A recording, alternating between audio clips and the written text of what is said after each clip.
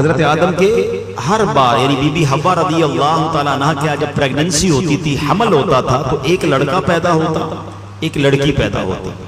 اللہ کی شان دیکھیں، اللہ نے اس نسل انسانی کو کس اپنے حکمت بھرے انداز میں چلایا کہ ہر حمل میں ایک لڑکا پیدا ہوتا، ایک لڑکی پیدا ہوتی، اور جب اگلے حمل میں ایک اور لڑکا لڑکی پیدا ہوتی تو ان کا آپس میں نکاح ہو سکتا تھا۔ یعنی مثال کے طور پہ ایک باری میں جو لڑکا اور لڑکی پیدا ہوتے وہ بھائی بہن کہلاتے تھے، مگر اگلی باری میں جو لڑکا لڑکی پیدا ہوتے وہ ان کے بھائی بہن نہیں، اس حوالے سے نہیں ہوتے تھے کیونکہ ان کا نکاح جائز تھا، اور یہ اس زمانے کی شریعت میں جائز تھا، اور اس لیے ضروری تھا کہ اسی سے نسل انسانی نے آگے بڑھنا تھا۔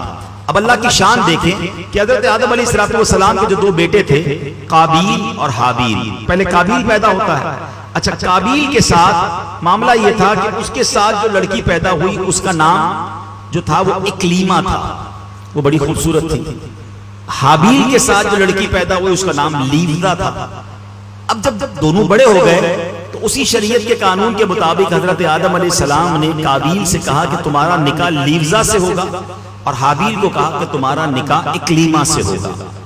قابیل کہتا ہے نہیں، میرا نکاح تو اکلیمہ سے ہونا چاہیے۔ حضرت آدم نے سمجھایا وہ تمہارے ساتھ پیدا ہوئی ہے، وہ تمہاری بہن ہے، تمہارا اس سے نکاح نہیں ہو سکتا۔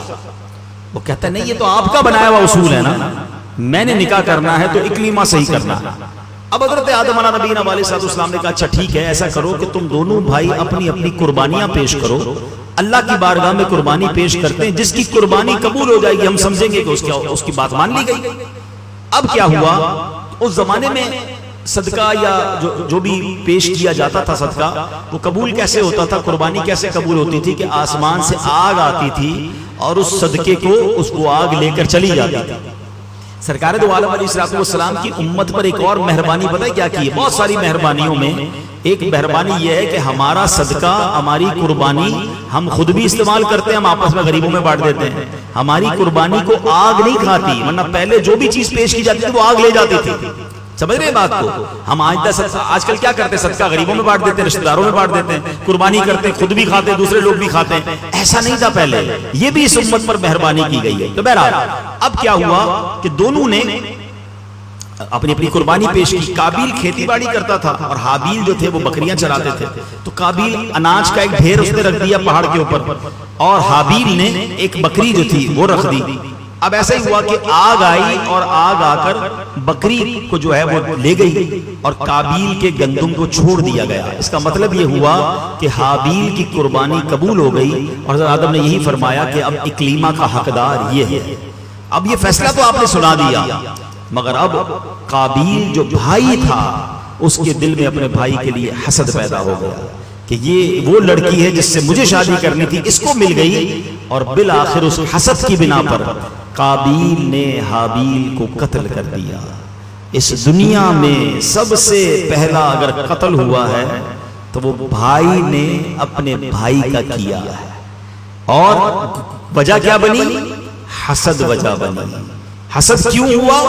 ایک عورت کی وجہ سے ہوا۔ اس سب باتوں کو سمجھنا ہے۔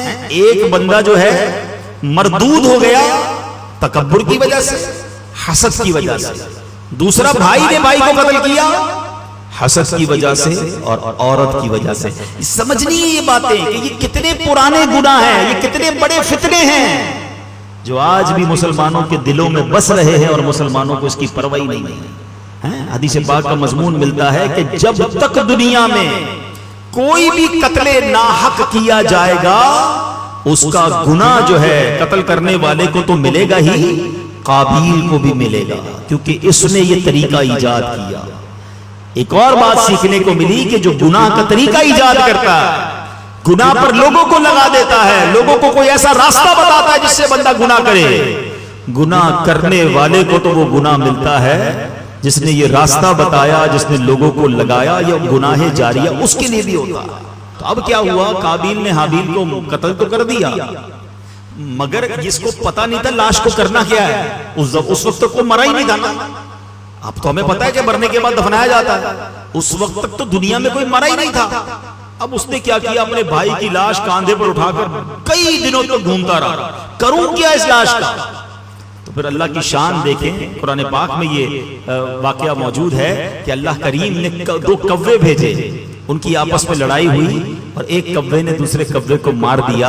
جب وہ مر گیا تو پنجے سے زمین کھود کر اس کوے نے دوسرے کوے کو زمین میں دبا دیا، تو قابیل کو پتا چلا کہ اچھا لاش کو دفنایا جاتا ہے۔ اب اس نے اپنے بھائی کو دفنایا، مگر اس کے چہرے کا نور چھن گیا۔